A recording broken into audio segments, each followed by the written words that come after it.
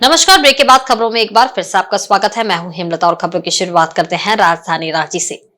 झारखंड के मुख्यमंत्री चंपई सोरेन से झारखंड मंत्रालय में मंगलवार को भारतीय सेना के general officer commanding in chief और लेफ्टिनेंट जनरल रामचंद्र तिवारी ने शिष्टाचार भेंट की। सीएम ने आदिवासी रेजिमेंट बनाने की अपनी भावना से उन्हें अवगत कराया। उन्होंने कहा कि इससे देश भर के आदिवासियों को सेना में अलग पहचान मिलेगी। इस मौके पर मुख्यमंत्री के अपर मुख्य सचिव अविनाश कुमार, लेफ्टिनेंट जनरल राजेंद्र पुरी, मुख्यमंत्री के सचिव Arva Rajkamal, major general Paramvir Singh Dagar, colonel VS Atkar और मेजर जनरल एमपी सिंह मौजूद थे। मुख्यमंत्री ने जाट रेजिमेंट, बिहार रेजिमेंट, पंजाब सिख और मद्रास रेजिमेंट आदि की तर्ज पर आदिवासी रेजिमेंट बनाने से संबंधित अपनी भावना से अवगत कराया। उन्होंने कहा कि आदिवासी रेजिमेंट के गठन से देश भर के आदिवासियों को सेना में अलग पहचान मिलेगी। इस मौके पर लेफ्टिनेंट जनरल रामचंद्र तिवारी ने झारखंड में भी पर्यावरण संरक्षण के दृष्टिकोण से इकोलॉजिकल टेरिटोरियल आर्मी के गठन का प्रस्ताव रखा। इस मौके पर मुख्यमंत्री ने कहा कि इस मामले में सेना द्वारा प्रस्ताव मिलने पर सरकार पूरा सहयोग करेगी। ज्ञातव्य है कि सेना के इकोलॉजिकल टेरिटोरियल आर्मी में भूतपूर्व सैनिक होते हैं जो पर्यावरण के लिए कार्य करते हैं। झारखंड में इकोलॉजिकल टेरिटोरियल आर्मी के गठन से पर्यावरण संरक्षण की मुहिम में सेना भी बड़े स्तर पर अपना योगदान कर सकेगी। लेफ्टिनेंट जनरल ने डूरंड कप फुटबॉल प्रतियोगिता के आयोजन में राज्य सरकार द्वारा किए जा रहे सहयोग के लिए मुख्यमंत्री का आभार जताया। उन्होंने बताया कि डूरंड कप एशिया की सबसे पुरानी और विश्व की दूसरी सबसे पुरानी फुटबॉल प्रतियोगिता है। इस बार जमशेदपुर की मेजबानी में इस प्रतियोगिता का आयोजन होना है, जिसमें राज्य सरकार हर स्तर पर सहयोग कर रही है।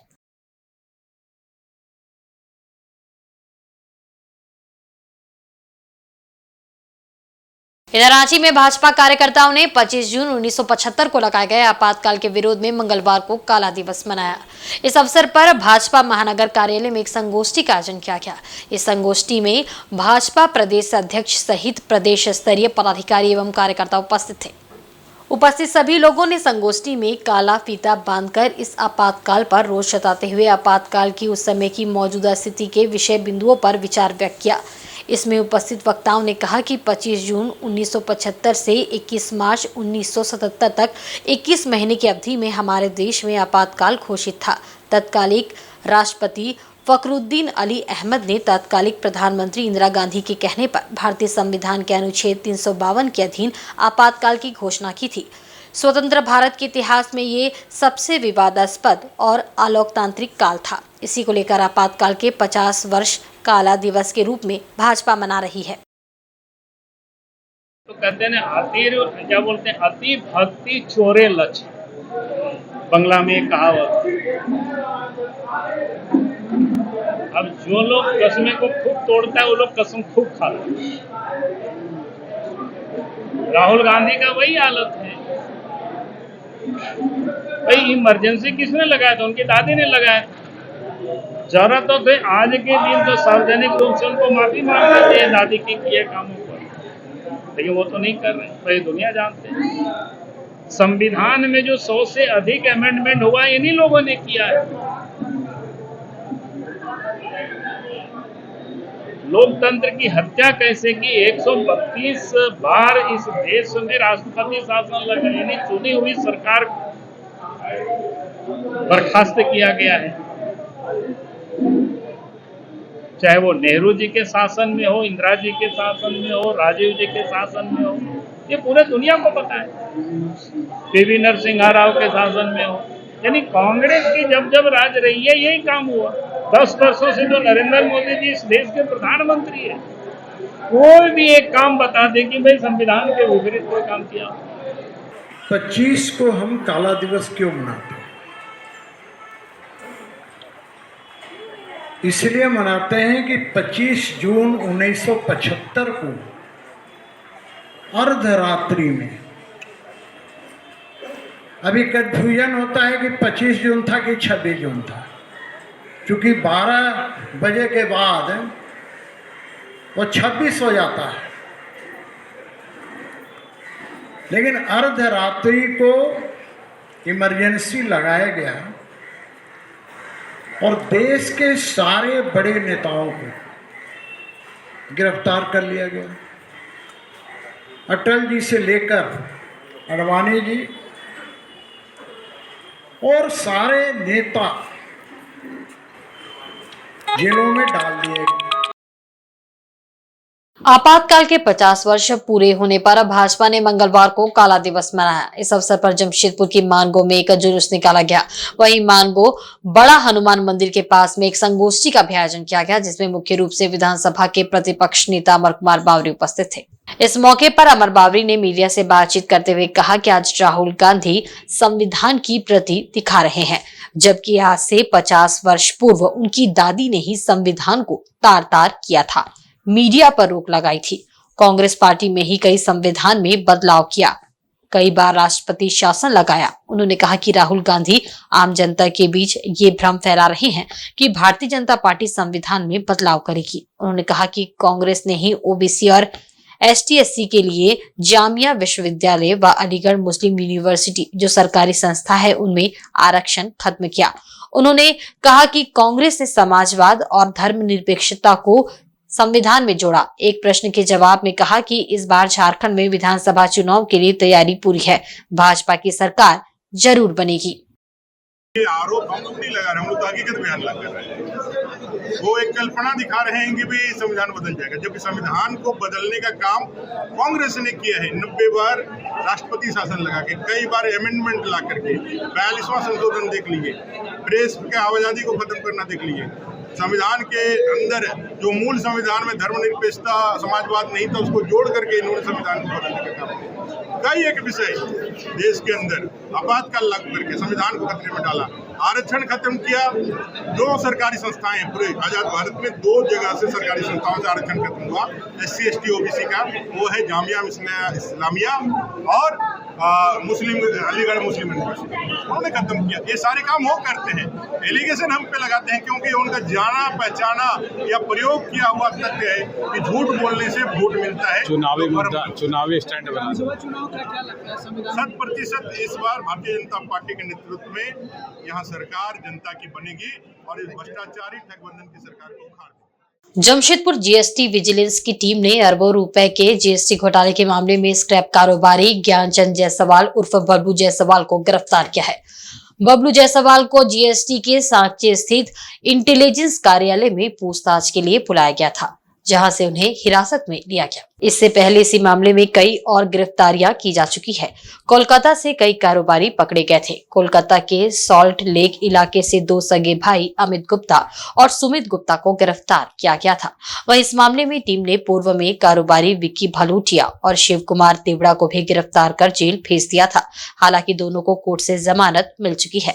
मामले का खुलासा तब हुआ था जब जमशेदपुर की GST विजिलेंस की टीम ने जांच की थी। जांच में पाया था कि जमशेदपुर में कई ऐसी कंपनियां हैं जिनमें फर्जी तरीके से लेन देन किया जा रहा है।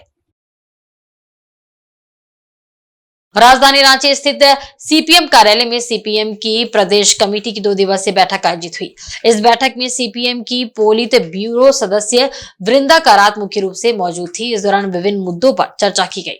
इसमें देश में हुए लोकसभा चुनाव के उपरांत केंद्र की नई सरकार के गठन एवं कार्य प्रणाली सहित झारखंड राज्य के जन मुद्दों को लेकर आगामी दिनों में पार्टी की ओर से किए जाने वाले कार्यक्रम की रूपरेखा तैयार की गई।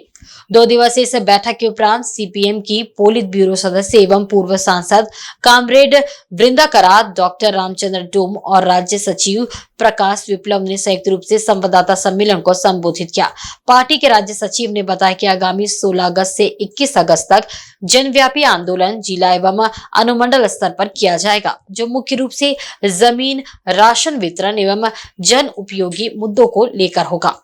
से 21 अगस्त तक जो है राज्यव्यापी विरोध कार्रवाई करेंगे, जिसमें मुख्यतः है कि ये जब से ज़मीन के जो नक्शे हैं, ज़मीन का जो रिकॉर्ड है, उसका डिजिटलीकरण किया गया, उसके बाद से झारखंड के किसान और रैयत काफ़ी परेशानी का सामना कर रहे हैं। इसके अलावा आपने हरा राशन कार्ड तो राज्य सरकार ने काफ़ी संख्या बढ़ा दिया है, लेकिन राशन की आपूर्ति नहीं हो रही है। इसके साथ साथ कुछ जो लोकल मुद्दे हैं, अभी यहाँ पर कई प्राइवेट कंपनियों को कोयला खदान के लिए खनन के लिए ऑक्शन किया गया है और पूरे संथाल परगना का जो एक इलाका है वो पर्यावरण और प्रदूषण से बुरी तरह प्रभावित है। अनसर्वे लैंड का मामला है पूरे राजमहल क्षेत्र में। इसके अलावा राज्य के जो जन मुद्दे हैं इनको लेके हम जो है अगस्त महीने में 16 से 21 अगस्त के बीच जो है जिला और अनुमंडल मुख्यालय पर प्रदर्शन करके विरोध कार्रवाई। वहीं सीपीएम की पोलित ब्यूरो सदस्य कामरेड वृंदा करात ने कहा कि लोकसभा चुनाव के परिणाम प्रधानमंत्री मोदी और उनके पार्टी के लिए एक बहुत बड़ा धक्का है। उन्होंने केंद्र सरकार पर हमला बोलते हुए कहा कि देश के संसदीय परंपरा के मुताबिक सत्ता पक्ष स्पीकर एवं डिप्टी स्पीकर पोस्ट विपक्ष को जाना चाहिए, लेकिन मोदी जी के कार्यकाल में ये नहीं हुआ। उन्होंने कहा कि झारखंड के खदानों और कंपनियों में लूट मची हुई है, यहाँ के स्थानीय लोगों को उनका हक नहीं मिल रहा है। इस संबंध में वे लोग मुख्यमंत्री से मिलेंगे और आने वाले विधानसभा चुनाव से संबंधित रणनीति पर भी चर्चा करेंगे।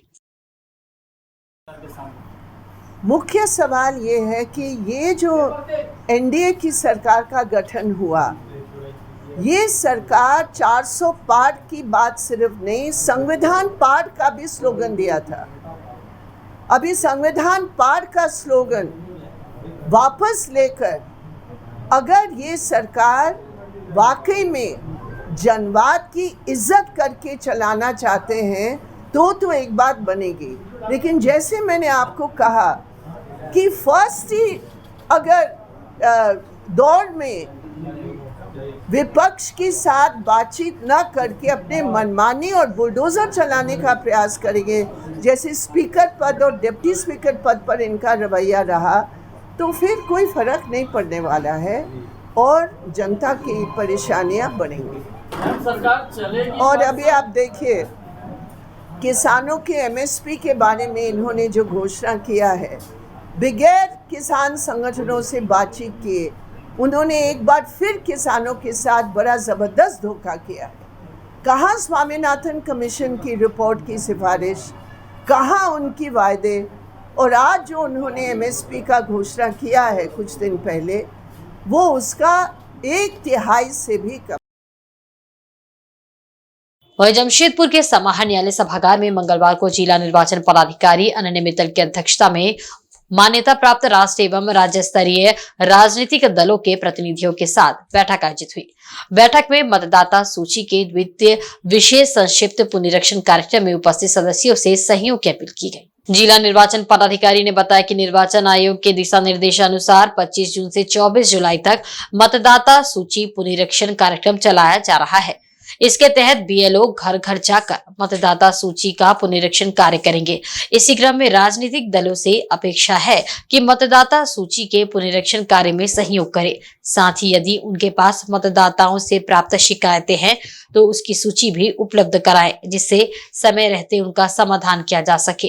उन्होंने बताया कि मतदाता सूची के द्वितीय विशेष संक्षिप्त पुनरीक्षण कार्यक्रम के दौरान 1500 से अधिक मतदाताओं वाले मतदान केंद्र, जर्जर तथा दूरस्थ मतदान केंद्र और शहरी क्षेत्र की सोसाइटीज के मामलों में सर्वेक्षण करते हुए नए मतदान केंद्र बनाए जा सकते हैं। इस बाबत उन्होंने राजनीतिक दलों से अनुरोध किया कि ऐसे क्षेत्रों में यदि कोई नए मतदान केंद्र निर्माण की आवश्यकता प्रतीत होती है तो वे उसकी सूची अविलंब जिला निर्वाचन पदाधिकारी कार्यालय को उपलब्ध कराएं। प्री रिवीजन एक्टिविटीज जो है वो चालू होगी, जो कि हमारी 25 जून से 24 जुलाई तक चलेगी, जिसमें house to house verification BLO से द्वारा किया जाएगा। साथ ही साथ rationalisation and rearrangement of polling stations किया जाएगा। इसके बाद जो भी हमारी इलेक्टोरल रोल में चेंजेस होने हैं, जिसमें रिमूवल ऑफ डिस्क्रिपेंसीज, साथ ही साथ इलेक्टोरल रोल और एपिक कार्ड में चेंजेस इत्यादि, जो भी ये सब कार्य है, ये हमारे 25 जून से 24 जुलाई तक कार्य किए जाएंगे। Improvement of image quality, which is ensuring good quality photograph by replacing the blurred, poor quality and not specific photographs, ये सब कार्य इसी दौरान किए जाएंगे। उसके बाद हमारी रिवीजन एक्टिविटीज आएगी, जिसमें publication of integrated draft code किया जाएगा, जो कि 25 जुलाई को हमारा किया जाएगा। साथ ही साथ period for filing claims and objection ये हमारा 25/7 से 9 अगस्त 25 जुलाई से 9 अगस्त तक period of filing claims and objection रहेगा। कुछ हमारी स्पेशल कैंपेन डेट्स है जिसमें हमारे सभी वरीय अधिकारीगण भी फील्ड में निकलकर सारी की सारी एक्टिविटीज देखेंगे, जो कि 27 जुलाई 28 जुलाई सैटरडे संडे है, फिर 3 अगस्त 4 अगस्त जो कि सैटरडे संडे है, ये 4 रहेंगे। उसके बाद disposal of claims and objection रहेगा जो कि 19 अगस्त को रहेगा, और final publication of electoral roll हमारा रहेगा 20 अगस्त को। इसके अलावा हमारे कुछ विशेष कार्यक्रम चलेंगे जिसमें 29 जुलाई को पीवीटीजीस का स्पेशल अभियान चलेगा ताकि उन्हें उनसे रिलेटेड जो भी हमारे इलेक्टोरल रोल में रिविजन है वो प्रॉपर्ली किए जा सके। 30 जुलाई से हमारा जो चलेगा वो जिला अंतर्गत सभी रैन बसेरा में। राष्ट्रकवि रामधारी सिंह दिनकर की 50वीं पुण्य स्मृति वर्ष के पावन अवसर पर रश्मि रथी पर्व के तहत झारखंड भर के 5 शहरों में विशेष कार्यक्रम का आयोजन किया जाएगा। इसकी तैयारी को लेकर रांची विश्वविद्यालय स्थित IGNCA के क्षेत्रीय कार्यालय परिसर में एक बैठक का आयोजन किया गया। इस बैठक में राष्ट्रकवि रामधारी दिनकर के पौत्र एवं राष्ट्रकवि दिनकर प्रतिष्ठान के अध्यक्ष ऋत्विक उदयन मुख्य रूप से मौजूद थे। इसमें रश्मि रथी पर्व आयोजित करने को लेकर व्यापक चर्चा की गई।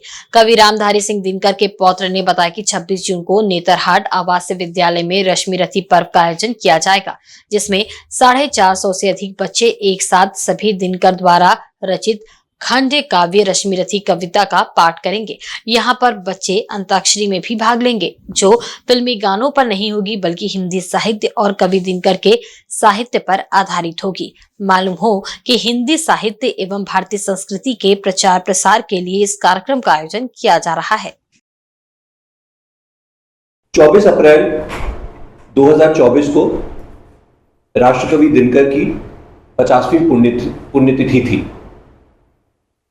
और हमने उस पुण्यतिथि पर एक कार्यक्रम का आयोजन दिल्ली के कमानी ऑडिटोरियम में किया और वो कार्यक्रम एक श्रृंखला की शुरुआत थी जो कि इस पूरे साल चलेगी। और इस पूरे साल का जो थीम है वो हमने रखा है दिनकर जी की 50वीं पुण्य स्मृति वर्ष के तौर पर रश्मि रथी पर्व का इस प्रोग्राम की ये रहेगी, इस कार्यक्रम की ये रहेगी कि यहाँ पे बच्चे एक अंत्याक्षरी में पार्टिसिपेट करेंगे और वो जो अंत्याक्षरी है वो फिल्मी गानों या गीत पे नहीं होगा, वो हिंदी साहित्य और दिनकर साहित्य पर होगा। सरायकेला जिला के आदित्यपुर नगर निगम क्षेत्र में तकरीबन 5 वर्षों से लंबित वृहद जलापूर्ति पाइपलाइन योजना का कार्य धीमा होने के चलते लोगों को भारी कठिनाइयों का सामना करना पड़ रहा है। पेयजल संकट से जूझ रहे लोग पानी की बूंद बूंद को तरस रहे हैं। आदित्यपुर नगर निगम क्षेत्र के कई स्थानों पर जल संकट बीते 3 महीने से गहराया हुआ है। डीप बोरिंग सूख गए हैं। लोगों को जलापूर्ति के लिए टैंकर पर निर्भर रहना पड़ रहा है, जबकि करोड़ों की लागत से संपूर्ण नगर निगम क्षेत्र के लिए शुरू की गई वृहद पाइपलाइन जलापूर्ति योजना आज भी अधूरी है। लेकिन आदित्यपुर नगर निगम के प्रशासक आलोक कुमार ने दावा किया है कि मार्च 2025 तक घर घर में पाइपलाइन कनेक्शन के द्वारा जलापूर्ति को सुचारू कर दिया जाएगा। उन्होंने बताया कि सीताराम डेरा डैम फिल्टर प्लांट निर्माण के बाधा को वन विभाग से दूर कर दिया गया है। ग्रामीणों ने भी निर्माण में सहयोग किया है। वृहद जलापूर्ति योजना के तहत अगले साल गर्मी के मौसम में लोगों को पाइपलाइन जलापूर्ति योजना का भरपूर लाभ मिलेगा। वहीं शहरी क्षेत्र में अवैध रूप से चल रहे गाड़ी वॉशिंग सेंटर पर भी नकेल कसने को लेकर प्रशासक ने बताया कि उन्हें चिन्हित कर सख्त कार्रवाई की जाएगी। अगले 30 MLD का हमारा काम स्टार्ट हो जाएगा और अगले मार्च तक हम लोग उम्मीद नहीं विश्वास करते हैं कि सबको पानी मिलेगा। गाइडलाइन जारी की हुई थी और हम लोगों ने इनफैक्ट कुछ लोगों पर कार्रवाई भी की है। जो लोग बिना होल्डिंग के बिना परमिशन के कर रहे हैं उन पर कार्रवाई किया गया है।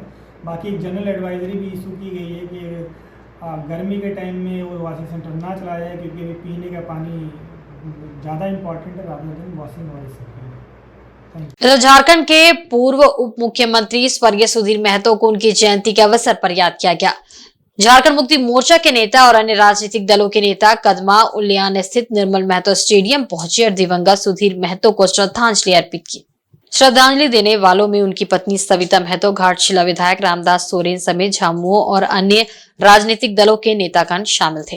इस अवसर पर घाटशिला विधायक रामदास सोरेन ने कहा कि स्वर्गीय सुधीर महतो ने अपने कार्यकाल में बहुत सारे विकास के कार्य किए। उनके निधन के बाद उनकी पत्नी सविता महतो को ईचागढ़ से टिकट देकर विधायक बनाया। झारखंड मुक्ति मोर्चा सदा ही इस परिवार से जुड़ा रहेगा। उन्होंने कहा कि जितने भी झारखंड आंदोलन के शहीद हैं, उनके परिवार से झारखंड मुक्ति मोर्चा हमेशा जुड़कर सहयोग करेगा। उन्होंने एक प्रश्न के जवाब में कहा कि विधानसभा चुनाव की तैयारी पूरी है। अगर भारतीय जनता पार्टी ये सोच रही है कि इस बार वे शासन में आएगी, तो ये मुंगेरी लाल के हसीन सपने जैसा ही रहेगा।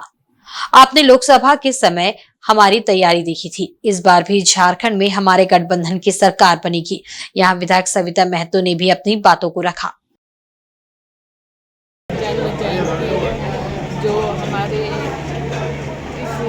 जिला में पूरे कोल्हानी में पूरे राज्य में मनाए जा रहे हैं और शहीद स्टेडियम निर्मल महतो स्टेडियम जो आज स्टेचू में माला अर्पण हो रहा है, श्रद्धांजलि पूरा फैमिली के साथ साथ पूरा कार्यकर्ता पूरा यहाँ पर आ रहे हैं। विधायक के साथ साथ मंत्री भी यहाँ पर उपस्थित श्रद्धांजलि दे रहे हैं। आज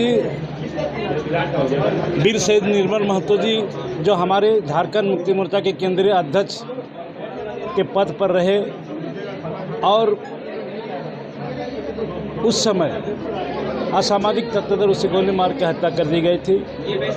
उस समय हमारे सुधीर महतो जी का राजनीतिक से कोई नाता रिश्ता नहीं था, लेकिन हमारे निर्मल महतो जी की हत्या होने के बाद उन्होंने राजनीति में आए और झारखंड मुक्ति मोर्चा ने एक शहीद परिवार को सम्मान देते हुए सबसे पहले उन्हें ईचागढ़ विधानसभा से विधानसभा का चुनाव लड़ाने का काम किया और जिताने का भी काम किया।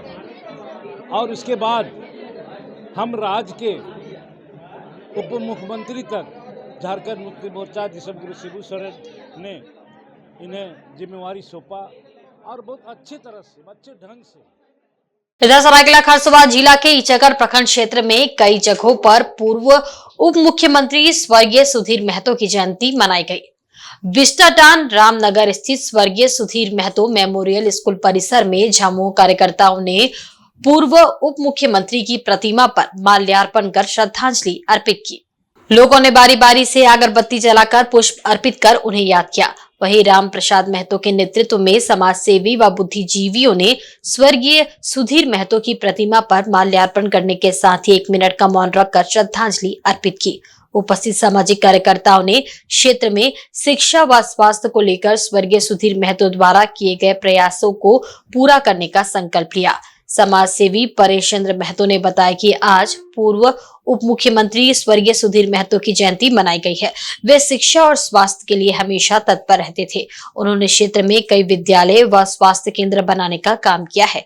ईचागढ़ क्षेत्र में शिक्षा का अलग जगाने का जो बीड़ा स्वर्गीय महतो ने उठाया था, उसे पूरा करने का संकल्प लिया गया है।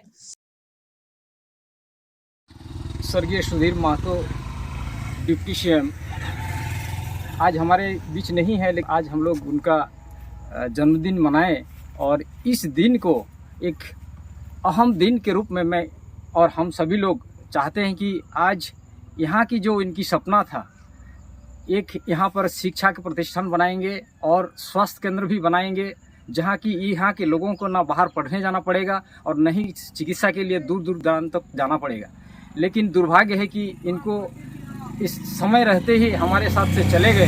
लेकिन हम सभी जितने बंधु यहाँ पर उपस्थित हुए हैं, आज उनके जन्मदिन के उपलक्ष्य पे हमारी एक संकल्प है कि इनकी जो सपना है, उस सपना को किस तरह से राजनीतिक तौर पर नहीं बल्कि एक सामाजिक स्तर पर सभी इलाका के सभी लोग, सभी संप्रदाय के लोग, सभी धर्म के लोग एक साथ होकर के इस ईचागढ़ विधानसभा में अच्छे शिक्षा प्रतिष्ठान, जैसे हमारे दादा के रहते हुए एक अच्छा प्रतिष्ठान हमारे क्षेत्र में ही शुरुआत किए थे, लेकिन अभी तक साकार नहीं हो पाए। वो बीएड कॉलेज के लिए महलीडी में एक दुरुस्त एकदम इंटीरियर जगह पर शुरू किए थे। कुछ तो हद तक इन्होंने किया भी, कुछ इंफ्रास्ट्रक्चर अभी भी हैं। और यहाँ पर जैसे बहुत सारे अजीत धनंजय जैसे नाम पर भी यहाँ पर कॉलेज उन्होंने स्कूल खुले हैं और इस तरह से जो अधूरा पड़ा हुआ है इसको हम लोग पूरा करेंगे, यही आशा और आकांक्षा लेकर के हम लोग यहाँ पर उपस्थित हैं। वहीं पूर्वी सिंहभूम जिले के मुसाबनी में झारखंड मुक्ति मोर्चा प्रखंड कमेटी की ओर से मंगलवार को झारखंड के पूर्व उप मुख्यमंत्री सुधीर महतो की जयंती मनाई गई। पार्टी कार्यकर्ताओं ने उनकी तस्वीर पर पुष्प अर्पित कर उन्हें नमन किया। मुसाबनी 1 नंबर स्थित झारखंड मुक्ति मोर्चा पार्टी कार्यालय में प्रखंड अध्यक्ष प्रधान सोरेन के नेतृत्व में कार्यक्रम का आयोजन किया गया। मौके पर कार्यकर्ताओं ने पूर्व उप मुख्यमंत्री स्वर्गीय सुधीर महतो की तस्वीर पर माल्यार्पण कर उन्हें नमन किया और जमकर नारेबाजी की। कार्यक्रम में मौजूद वक्ताओं ने उनकी जीवनी पर प्रकाश डालते हुए उनके बताए हुए मार्ग पर चलकर पार्टी को मजबूत करने की बात कही। मौके पर केंद्रीय सदस्य कान्हू सामंत, सचिव सोमाय सोरेन, कोषाध्यक्ष साधु हेम्ब्रम के साथ कई अन्य लोग उपस्थित थे।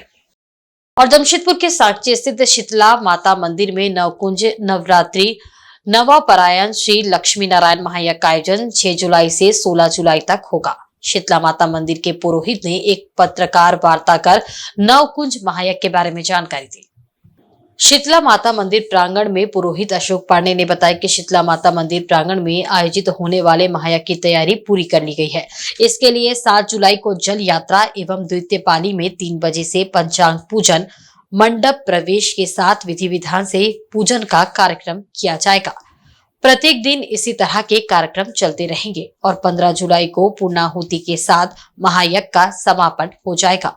16 जुलाई को अंतिम दिन विशाल भंडारा का आयोजन और सांस्कृतिक भजन संध्या का कार्यक्रम रखा गया है। उन्होंने शहरवासियों से इसमें ज्यादा से ज्यादा संख्या में शामिल होने की अपील की है। जो कि हमारे जितने शहर का माता बहने, जितने जजमान इस मंदिर से जुड़े हुए हैं, सबको हम लोग बता सके कि यहाँ पर जग होने जा रहा है लक्ष्मी नारायण भगवान का। आप सभी आकर इसमें भाग लें और पुण्य का भागी बने। कहाँ हो रहा है? ये साक्षी शीतला माता मंदिर जमशेदपुर में एक प्रतिपदा के दिन से शुरू होगा और नवमी 15 तारीख तक चलेगा।